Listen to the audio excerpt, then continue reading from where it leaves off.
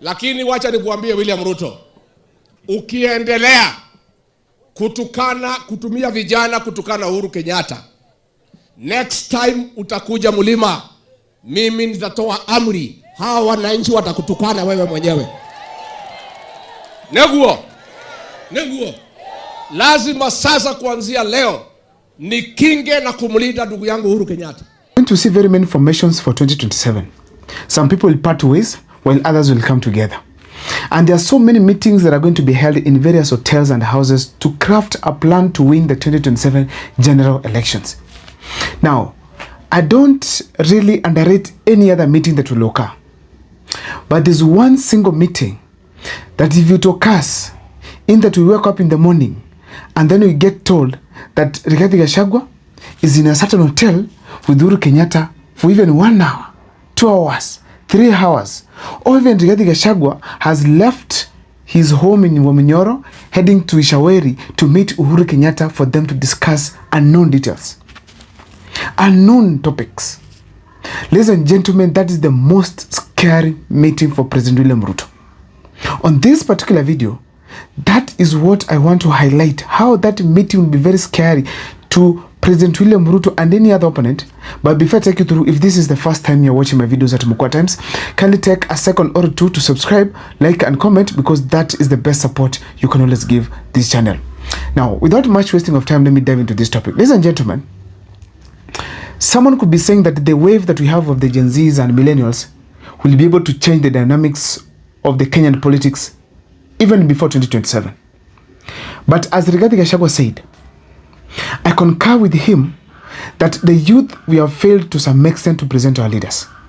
For those who are coming up, who looked to be very strong, who got supported, they eventually backed down. Some of them joined the government in various categories.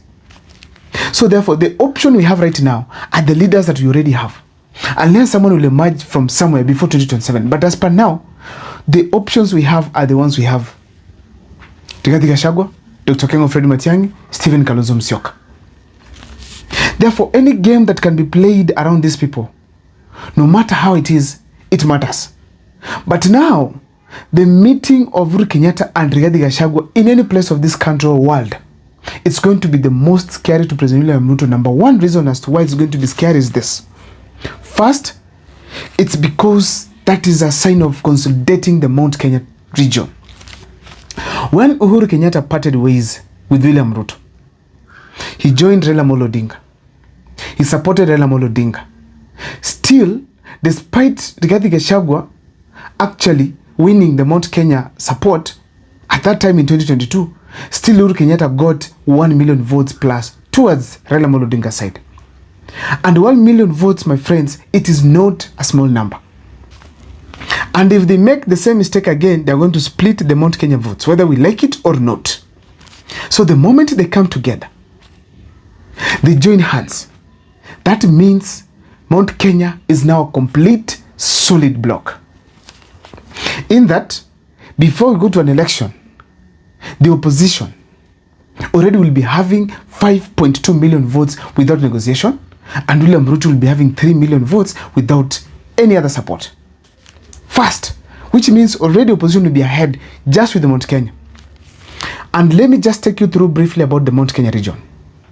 First of all, these people have a spirit of voting that does not exist in any of these parts of this country. Not even Kisii here. In Luo Nyanza, when Raila Amolo Odinga was going to become the president of the Republic of Kenya in 2022, the turnout was not even 80%. Actually, it was not even 75%. But when Uhuru Kenyatta wanted to win in 2017, and also back in 2013, the turnout in Mount Kenya was so huge. So huge.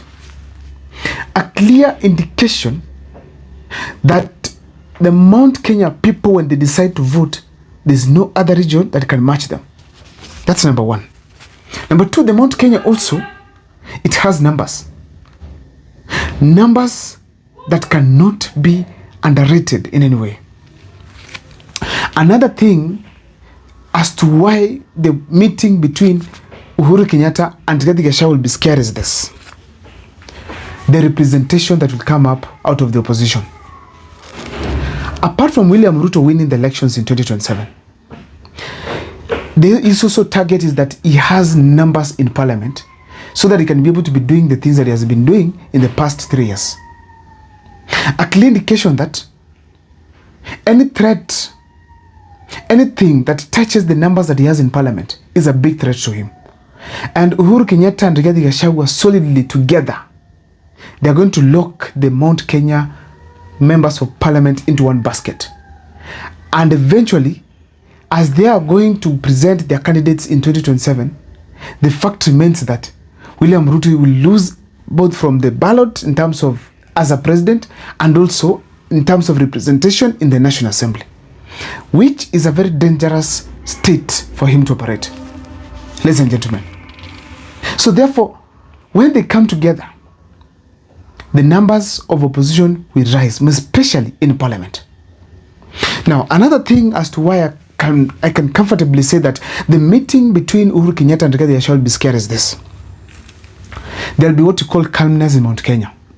As we speak today, I'm telling William Ruto is happy that one faction is speaking this way, another one is speaking that way. That is why it thrives best. But the moment the entire mountain goes quiet, that Uhuru Kenyatta and Gachagua have been having a meeting since morning, and going forward, that is the case.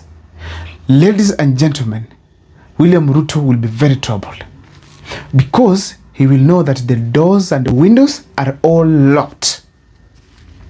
When there's no noise, there's no chance for him. Another thing that we have to say here strategically is that in the 2027 general elections, finance will play a very serious role. And as we speak today, one of the people, among the people actually who are controlling the financial terrain of this country, the Kenyatta family cannot be ruled out. And being the former president of the Republic of Kenya, Uhuru Kenyatta cannot be underrated on his ability to source finance for their candidate. So therefore, as we speak today, whether we like it or not, Uhuru Kenyatta will be able to help finance the opposition campaigns. We all know that Rigathi individually cannot finance campaigns. Matiang'i individually cannot finance campaigns.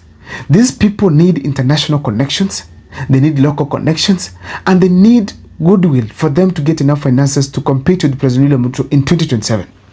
Therefore, Uhuru Kenyatta brings that aspect on board. So it will not just scare William Ruto in terms of numbers. It will also come to finance, where we'll think that probably these guys were crippled, but now to realize that financially they're not crippled. Because if there's a tactic that William Ruto will use in 2027, look at the empowerment program. It is money, money, and money. That's the best way you can be able to get people, because we know very well that we cannot rule out that Kenyans also depend so much on the financial assistance from the politicians. A clear indication that William Ruto is also planning to use the same tactic in 2027. Ladies and gentlemen, therefore, Uhuru Kenyatta meeting Rigathi Gachagua is also very scary because of the financial aspect. Last but not least, ladies and gentlemen, it's the issue to do with strategy. Uhuru Kenyatta is the giraffe that is living right now. When you give him a chance, he will give you leadership. Now, he is one of the smartest politicians in the country. He's one of the best best students of Moi.